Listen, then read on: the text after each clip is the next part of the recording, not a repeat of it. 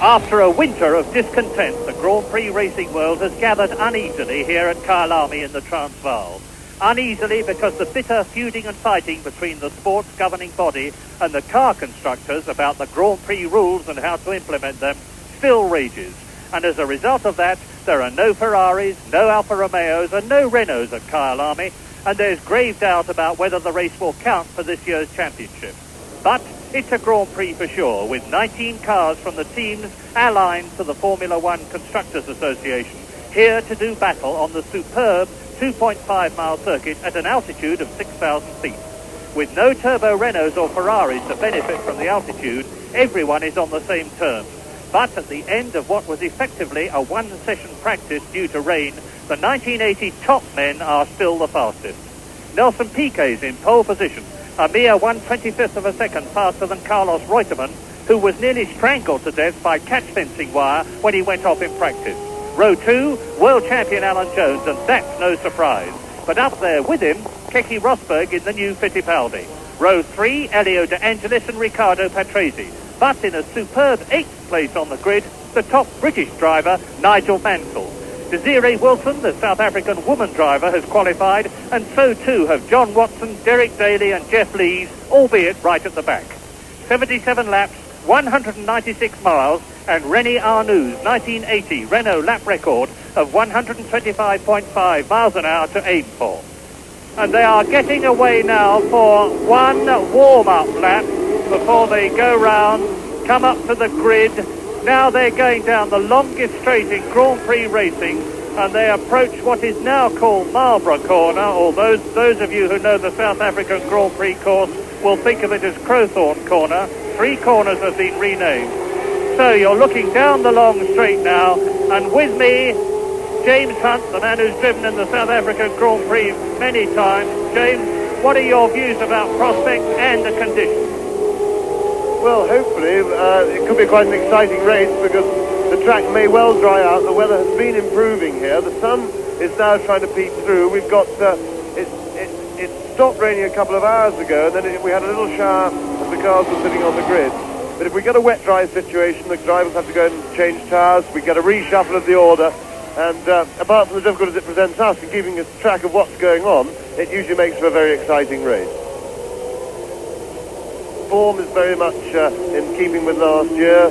Nelson Piquet is on the pole. He was the one running probably quickest right at the end of the last season when Brabham's improved their car a little bit for the end of the championship races. Alan Jones is right there on the second row, just behind his teammate Reutemann.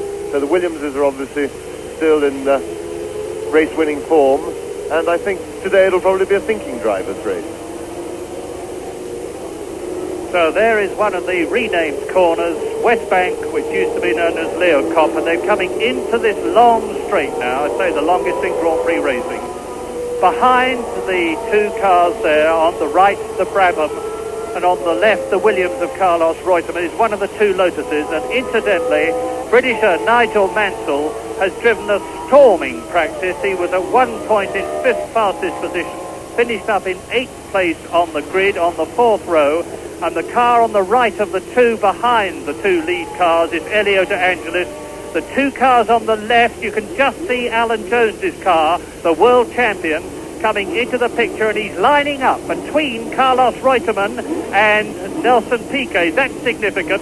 So it looks as though Alan Jones is going to try for a flyer when the lights go from red to green, and then the 77 lap, 196.3 miles South African Grand Prix will be on. The lap record, which certainly won't be broken today, because quite apart from the weather conditions, we have to remember that last year's lap record was put up by René Arnoux in a turbocharged Renault. This course is 6,000 feet up, and the turbocharged cars, of which there are none here, have a distinct advantage. So the fastest lap in practice was put up by Nelson Piquet, 1 minute 12.78, which is faster than last year's official lap record, but not nearly as fast as the pole. And now they are coming up and away. And past it's Piquet leading Elio De Angelis goes up into second place. Carlos Reutemann drops back into third. Alan Jones trying to get through on the inside. And just look at that spray. It must be absolute murder for anybody who is behind the lead. Round Crowthorne Corner. Nelson Piquet leading. This is a third gear point now. Piquet streaking away towards Barbecue Bend. Look at the lead that he's got. It's Elio De Angelis in second place, and in third place it's Jan Lammers, the Dutch driver in the ATS. Piquet. There is De Angelis. There is Jan Lammers. Well up there is Carlos Reutemann. Behind Reutemann is Ricardo Zunino, the Argentine driver in the second Brabham, because Hector Ribac, the Mexican driver, has got hepatitis and is not starting. That is the leader. That is Piquet, young Nelson Piquet, number 5, 28 years old. He's round now towards the S's. He's past Ford Corner, and Lammers is challenging De Angelis as they go into the S's. Now up to West Bank.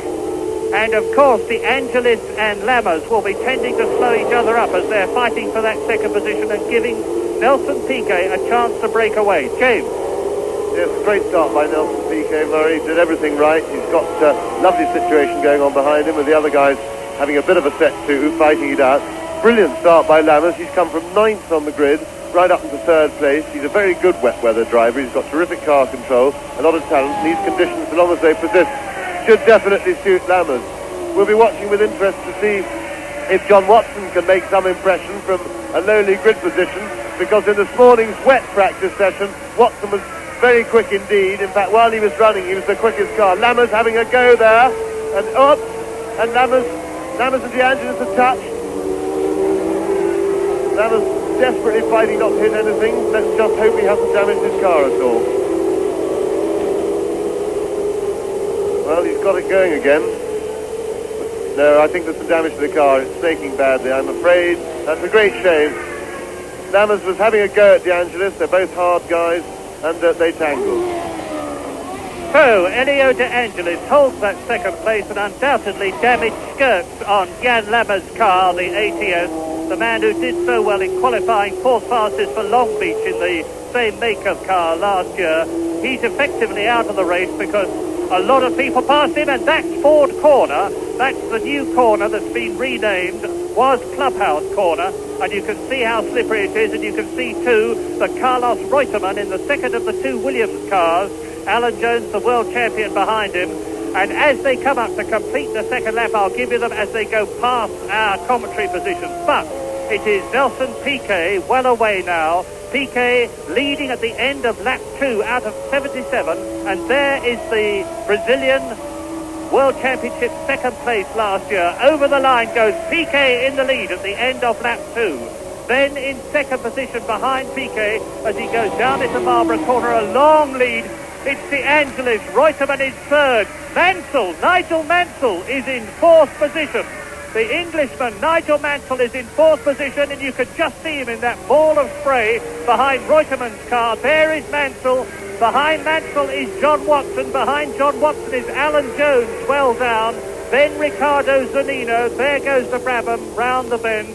And now the sun is coming out, and I am looking hard down at the circuit to see whether the rain has stopped. I'm looking at the surface of a puddle, but you can see that Piquet is throwing up spray, the car drifting sideways as he goes round that left-hander, and now into Clubhouse, into Ford Corner again, up towards the S's, a very tricky section.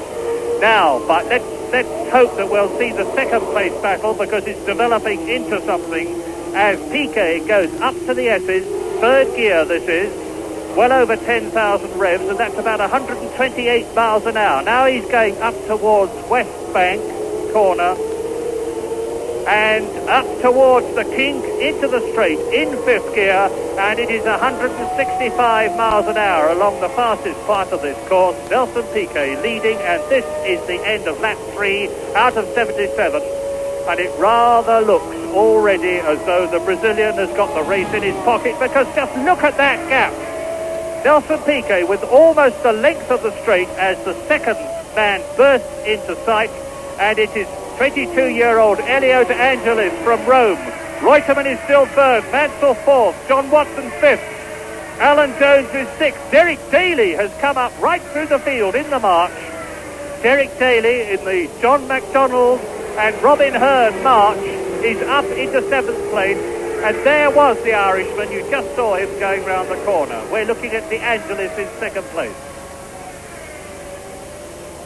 A wonderful start to the season for Nelson Piquet. He's really showing terrific form at the moment. He's built up a huge lead considering they've only done 3.5 laps already, and he's not letting up for one moment. He's really trying. You can see him throwing the car about, sliding all over the place. Marvellous stuff for him. But there is De Angelis, 2nd place. This young Italian who's taken over the Lotus team leader role with the defection, as it were, of Mario Andretti, who has gone to Alfa Romeo. Look at the battle for 3rd. That's Mansell challenging Carlos Reutemann, and Mansell is through. Lotus is 2nd and 3rd, and Nigel Mansell is through into 3rd position in only his 2nd Grand Prix that he looks like finishing. He's driven in some other Grand Prix, and now that's John Watson, a good wet weather driver. John Watson is up into 4th position and challenging Mansell as they come through to complete lap 4. Good battle as over the line goes Piquet. Yes, Watson's in ideal position now to have a go at Mansell. He's done a marvellous job. He's had a lot of trouble with his car running on the dry track, but as soon as it was wet this morning, he was very quick indeed, and he's come right through the field from 15th place on the grid. So you look at the battle for 2nd position as on lap 5 in what is turning out to be a very exciting South African Grand Prix. In the lead is Nelson Piquet. In 2nd position, Elio De Angelis. In 3rd position, Nigel Mansell. 4th, John Watson, and in 5th place, Carlos Reutemann.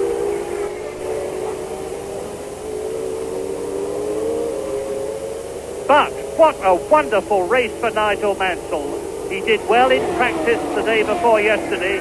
He did well in untimed practice, and you're looking at the 2 Lotuses now, and all British motor racing enthusiasts will be praying that the Lotuses are going to make a comeback. A terrific scrap between De Angelis and Mansell for 2nd position. Mansell running very wide at 4th corner and nearly losing it. John Watson lining up behind them. You can see how slippery that course is. This is the battle for 2nd place. 2nd, 3rd and 4th together. It's all getting a bit hairy there. I think John Watson's panicking a bit. He's the more experienced of people. Great start to his serious Grand Prix career from Nigel Mansell. Did very well in practice. Watson challenging on the inside. Watson, I think, has got him. But Mansell's he's not giving up. He's really having a go. Most impressive stuff. Terrific to see a young British driver doing so well early in his Grand Prix career. Yes, we're all tending to talk about Nigel Mansell, and rightly so, because it was only last year that he had moved up from Formula 3, effectively. He drove in the Austrian Grand Prix and retired. He drove in the Dutch Grand Prix and retired, and he's having a go at John Watson again as they come down the straight into Marlborough Corner, and in the background I see Alan Jones closing up. There is Reutemann, that is Alan Jones, there is Derek Daly. Behind Derek Daly is Riccardo Zunino, and Riccardo Zunino, the Argentine driver, is in about 8th position, and Mansell is through and back into 3rd position. A wonderful storming drive by the Birmingham driver, Nigel Mansell, with Elio De Angelis in front of him. John Watson in his wheel tracks and streaking through.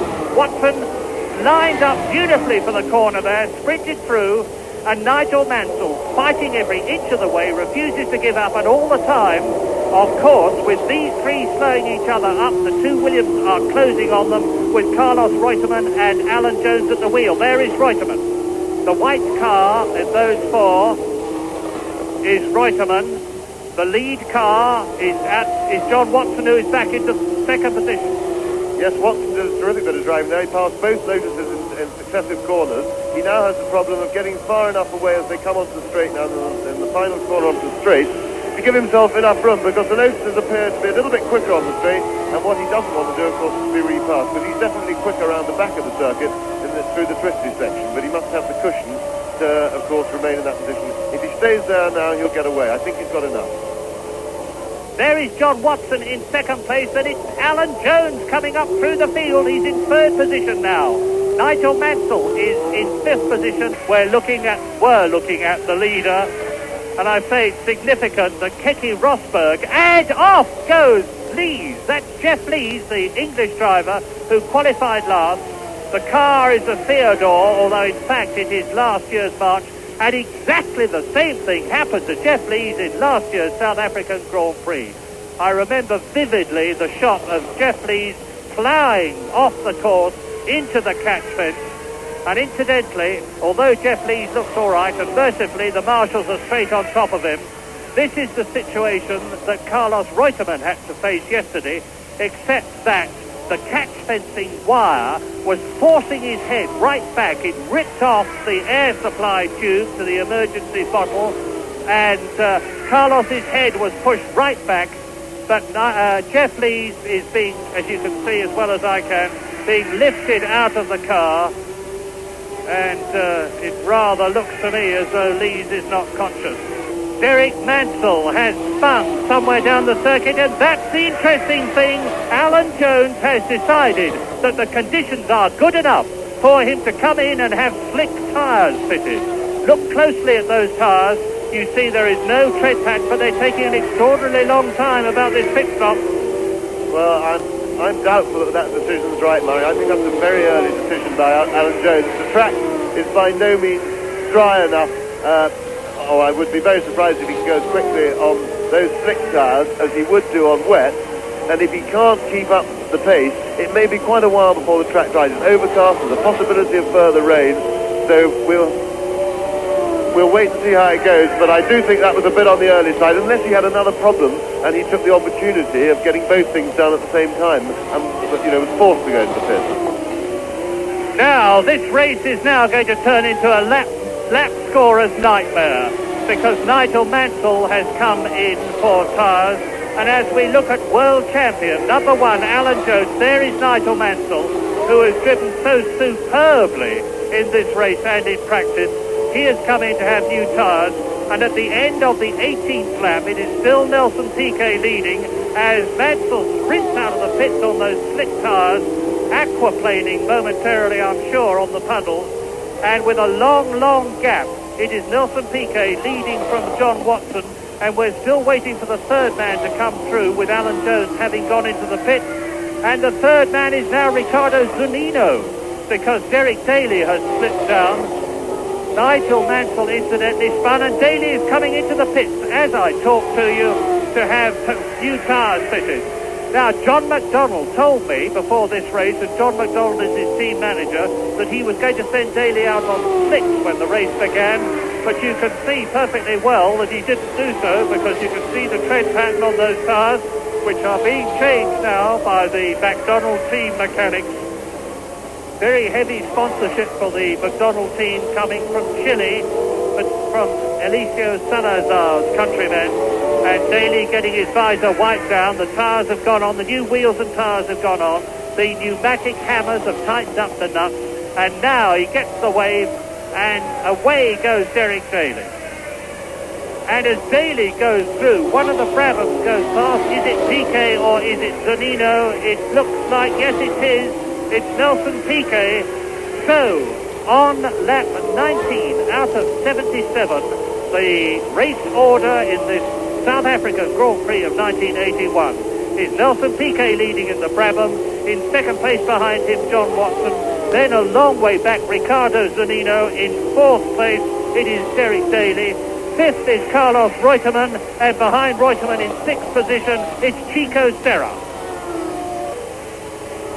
Now, the course is drying, but it's still very, very damp. And there is Keke Rosberg, and if you want to make a note of it, Keke Rosberg has just gone round in 1 minute 30.3 seconds, and Alan Jones is in again. So it looks like the race is run. His air supply pipe has just been disconnected. Is Alan Jones getting out of the car? Yes, indeed he is. Alan Jones, the world champion of 1980, starts 1981 very poorly indeed.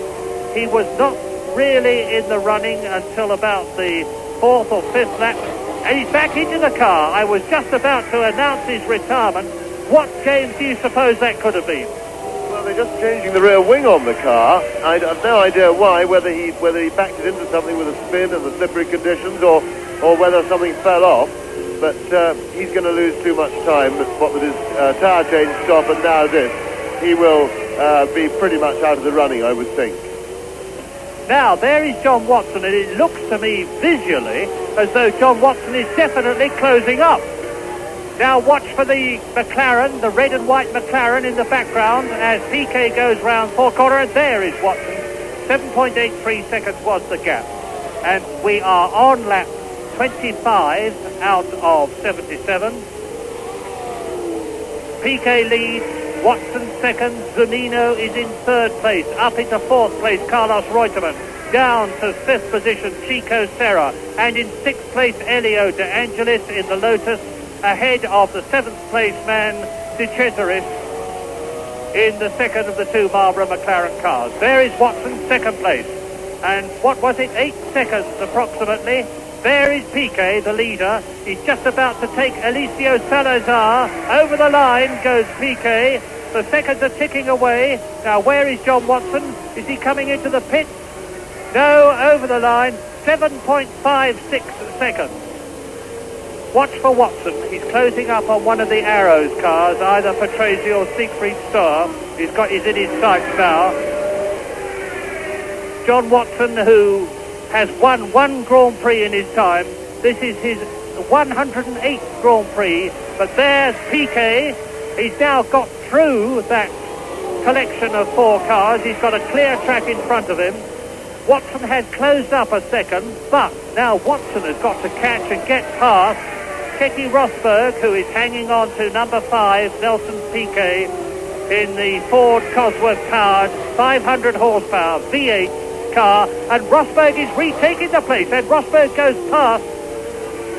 That's very significant because Rosberg is on dry tyres and Piquet is on wet, which means quite possibly that the track has now become better for a slick-shod car, which means that Piquet must change immediately if he's going to make the right decision. He should see that Rosberg is on dry tyres. He's been running very equally with him.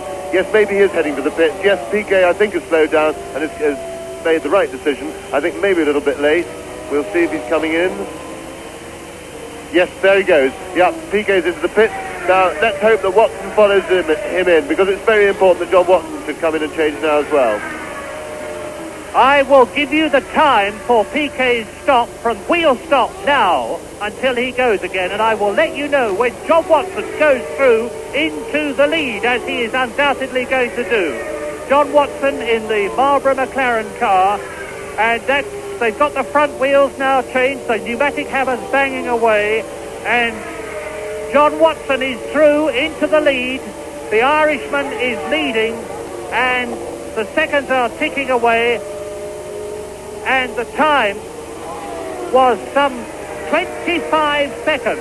And all the time, I imagine now that Nelson Piquet will have just about got his tyres warm, and will be starting to gain on Watson. So Watson must make that pit stop.